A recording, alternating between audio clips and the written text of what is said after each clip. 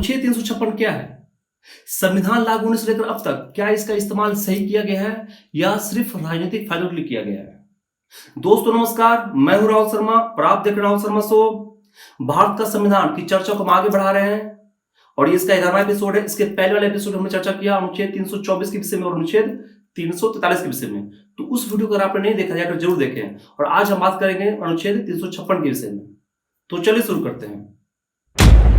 Doctor Bhimrao Ambedkar ने अनुच्छेद 356 को डेड लेटर की संज्ञा दिया था और चाहा था कि भविष्य में इसका प्रयोग कभी ना हो। लेकिन संविधान लागू होने से लेकर अब तक इसका इस्तेमाल 125 बार से ज्यादा हो चुका है। लगभग सभी मामलों में अनुच्छेद 356 का प्रयोग संवैधानिक मशीनरी की विफलता के बजाय राजनीतिक हितों के लिए किया गया है। इंदिरा गांधी ने अनुच्छेद 356 का प्रयोग लगभग 27 बार किया था। बहुमत वाली सरकार को गिराने के लिए ज्यादातर इसका इस्तेमाल हुआ है अब तक। 1977 में जब जनता पार्टी की सरकार बनी तो उसने भी बदले की भावना से 9 कांग्रेस शासित राज्यों की सरकारों को भंग कर दिया। अब तक तो आप समझ ही चुके होंगे कि अनुच्छेद 356 है क्या। अनुच्छेद 356 को सीधी भाषा में कहें तो हम कह सकते हैं राष्ट्रपति शासन लागू होना। अनुच्छेद 356 के तहत राज्य सरकार को बर्खास्त कर दिया जाता है और इसका बागडोर जो है वो चला जाता है राज्य के गवर्नर के पास। और गवर्नर को नियुक्त कौन करता है? राष्ट्रपति। राष्ट्रपति शासन लागू होने के बाद मुख्यमंत्री की कुर्सी खाली हो जाती है और मंत्रिमंडल का समूह भी काम नहीं कर सकता है। अच्छा, बात करते हैं राष्ट्रपति शासन जो है वो लागू कब होता है, क्या क्या शर्त होता है। पहला है, राज्य की विधानसभा अगर अपना मुख्यमंत्री नहीं चुन पाती। दूसरा, गठबंधन का ढह जाना। तीसरा है, असेंबली में बहुमत ना होना।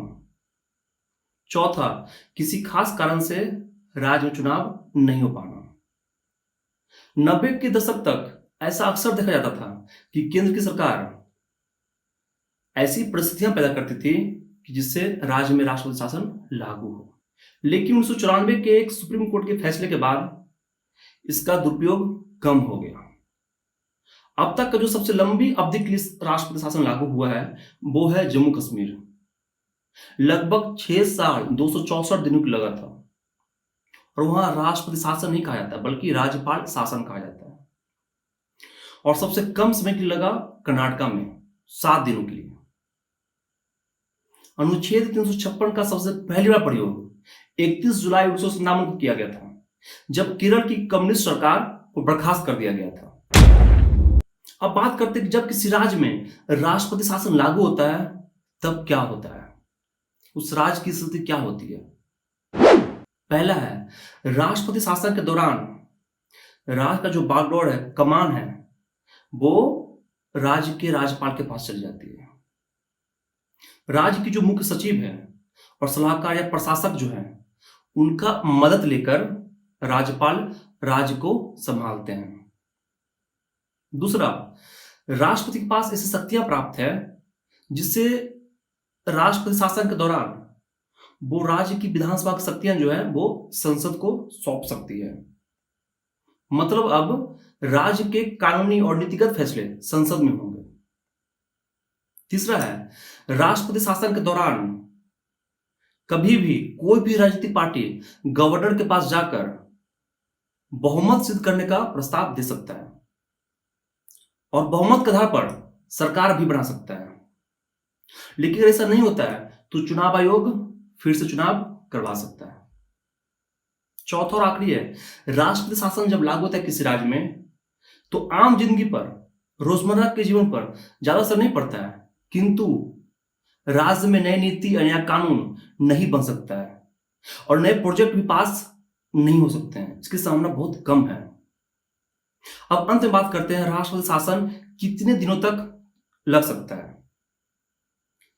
तो ऐसे लगभग ये 6 महीने तक लग सकता है, लेकिन इसको चरणबद्ध तरीके से लगाया जाए तो 3 साल तक लग सकता है।